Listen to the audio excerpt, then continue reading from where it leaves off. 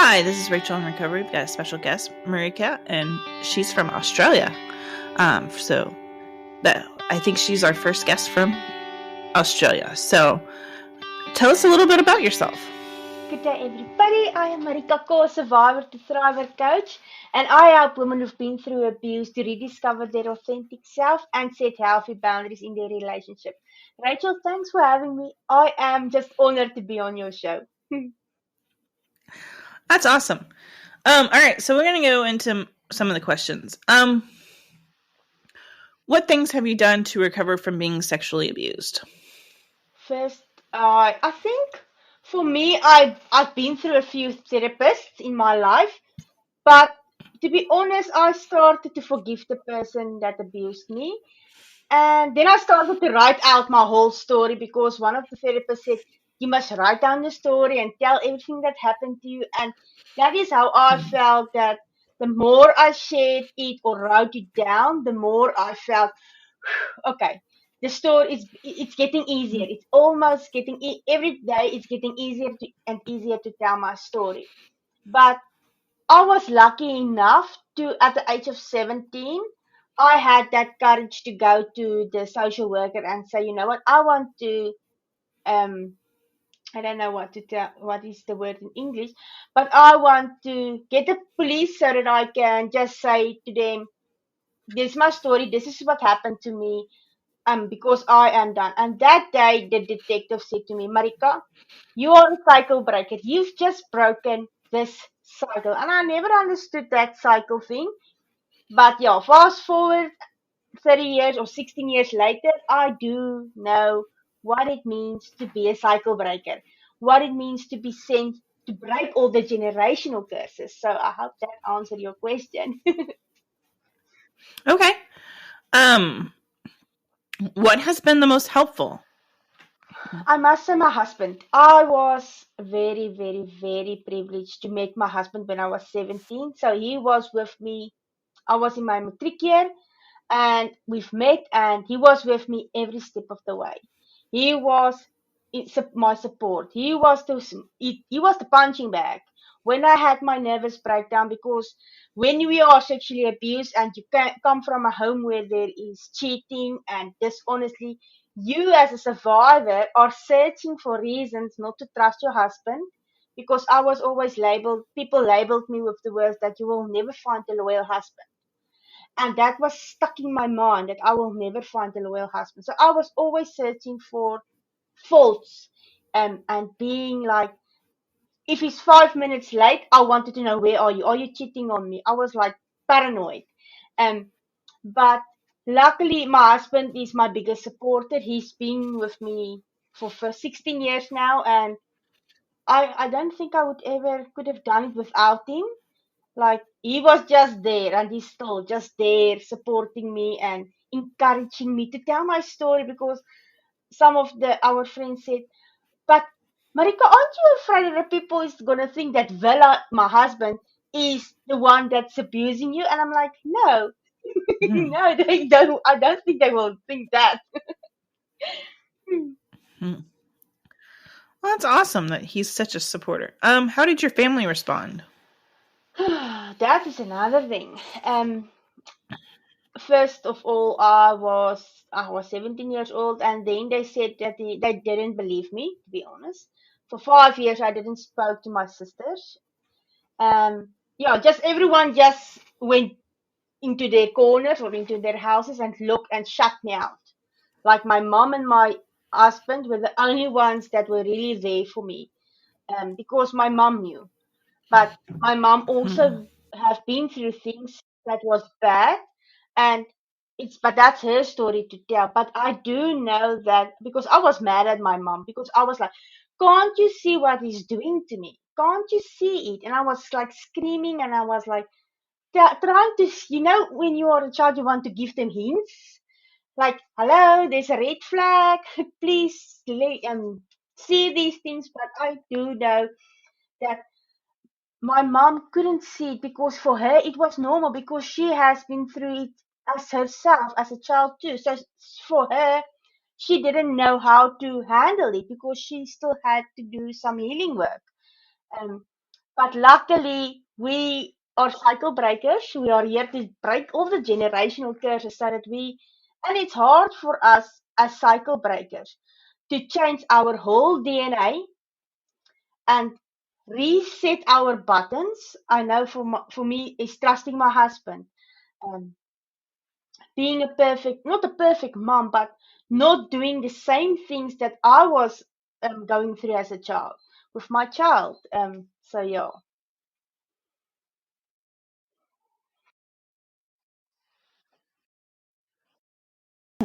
How did your Oh my community goodness. respond? It was a small town. I'm originally from South Africa, so I've moved to Australia 3 years ago. Um, and the community, they all knew. They all really knew. But you know what? I think it's a generational thing that you must be quiet. You mustn't tell anyone what's going on in your house. You must be quiet. No one needs to know what's going on in your house. What will the people think? I know that when I started to tell my story, they were like, "What will the people think now that you have told it?" And I'm like, "I don't care. I'm 17 years old. I don't care. I am ready to tell my story because I have two younger sisters, and I wanted to be their example. I wanted to show them and my mom. I still remember I was 17 years old, and the day before my dad punched my mom so hard, and I went after school. I went to her to her work, and I said, "Mom, aren't you tired of this? Aren't you tired of this abuse?" And she said, "Yes." And that's when I decided to go to the social worker and tell my story because I had enough. I honestly had enough. It was just, I think something just said, I had my husband, I've met my husband, and it was like he had that strength that I needed, and that support and that stability in my life that I needed. And I think that's where the courage just came from. And I was like, no, I'm done. I don't care what the community say.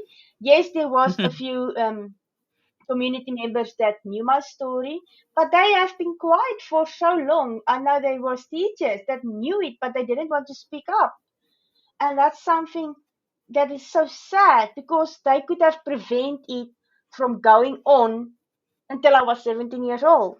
But that's another story. But yeah, the community, I feel like, is a generational thing that people was in a place where you couldn't speak up, you couldn't say the things because what would the other people say? And now, luckily, we are in a generation where we can speak up and we can share our stories, and there is support. Now, there might not be support in your community or in your family or in your close friends, but there's support online. I mean, podcast, people like you who is doing the things so that we can have a community to say, you know what, we have a voice. We can do it together. We don't have to be alone. We have our tribe, and that's all good. That's all good to have someone or a support system. Even if you don't know the people, there is always a support system.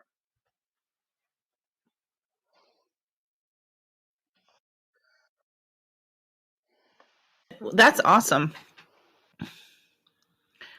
Uh,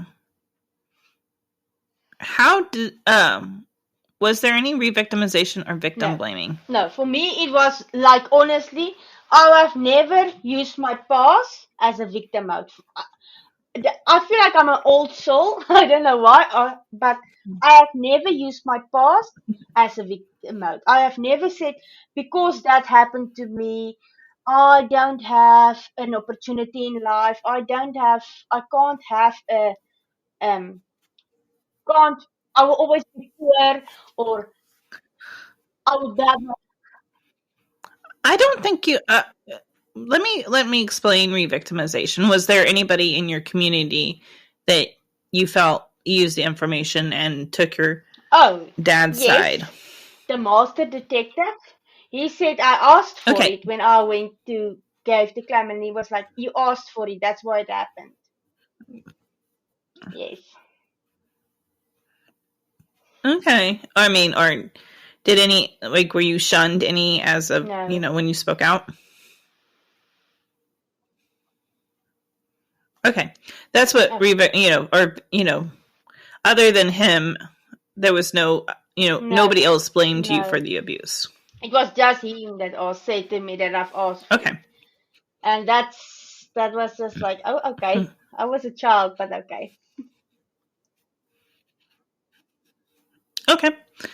All right. How has this impacted your career? I must say for me, I I was always a hard worker, so I was like, I didn't want to, because we grew up very poor, and I said to myself, never in my life again will I be in a situation where I don't have money, to be honest. And was 2 days after my matric year, and I started to work, and I've never stopped working. I was a hard worker, and I've leveled up in all the places that I've been through, and I've learned so much. And now I can honestly say I've used those tools to create my own business. And yes, in my business, I am using it as a strong foundation, my past as a strong foundation to build my empire. Because that is something that happened to me. I was trauma, it was trauma, but it didn't traumatize me for life. It was things that had to happen so that I can be the one, I'm the chosen one to tell my story and to be a support system for other women. And that is something that is just stuck in my mind and my goal.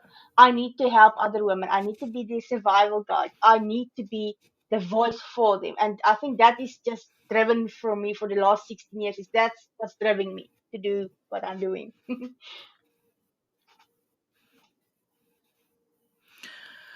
Okay. How did this impact your dating Oh my life goodness. back before you were married? To be honest, I was always feeling like I didn't have a boyfriend because all of them was afraid of my dad, to be honest. But I don't know what you call it in English, but I was just like, not one night stands, but people were just like, I would kiss them and that was it. But I had never had a relationship where I felt it. For me, it was like I was thinking that I was spiting them for not being their girlfriends. Um, or being yeah, I don't know, I was not, but I like I said, I was happy. I met my husband when I was 17 years old, and he's the only one that I've ever been with after everything that happened. So but um it did affect our relationship because he was the punching bag. He was the one that I always was struggling to trust. I really struggled with trust issues with my husband. And he sometimes he couldn't understand why I was feeling like this, I why I was like angry, and oh my goodness, I was living on anger. I was just always ready for an argument. But yeah, luckily I grew up.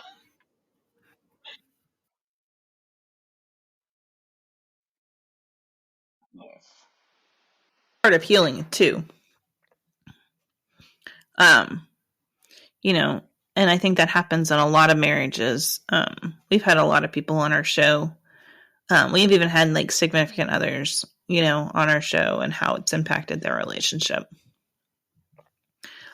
Um, so that's actually pretty standard, especially if you haven't worked through your stuff before you're married. And at 17, Yes. it's hard to work through that stuff without really Yes. even to find the resources. I think we've talked about how it's impacted your marriage. Do you want to go into any more detail on Um, that? the only thing that I have learned in the last 3 years after moving to Australia was that I didn't need to seek I had to leave my 16-year-old on my 30th birthday. We left to Australia, and that's the day that I've decided to leave my 16-year-old vulnerable me there in South Africa at the airport. Because for 30 years I was always feeling like a people's pleaser, and I was like needing to seek validation in someone else to know my own worth.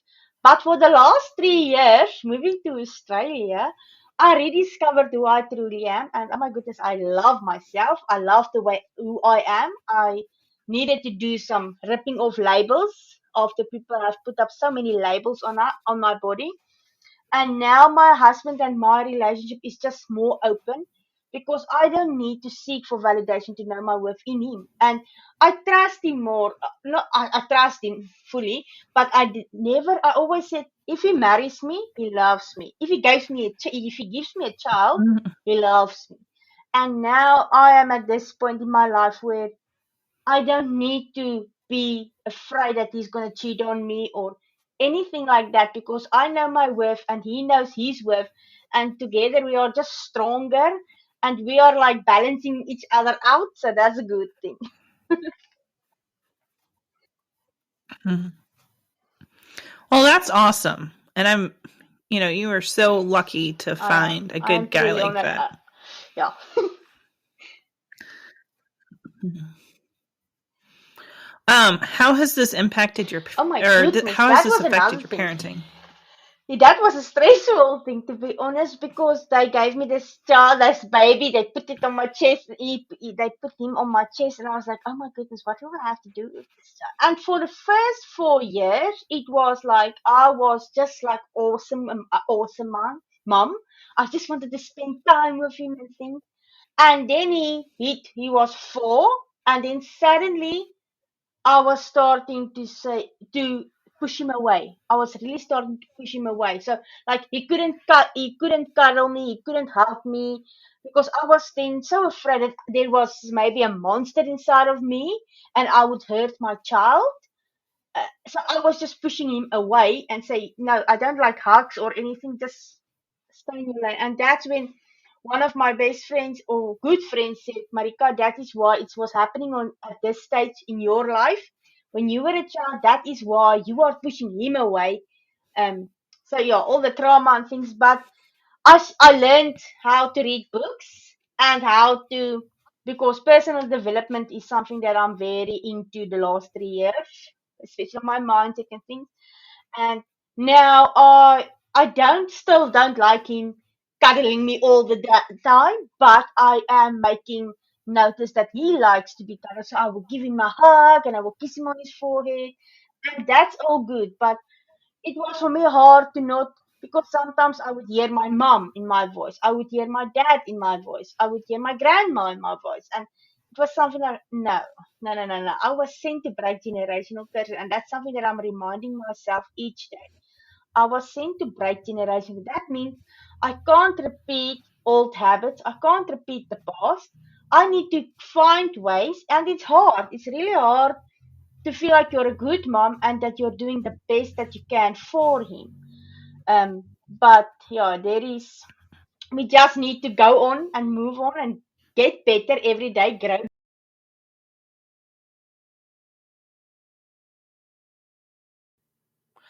Maricat will be back next week at 10 a.m.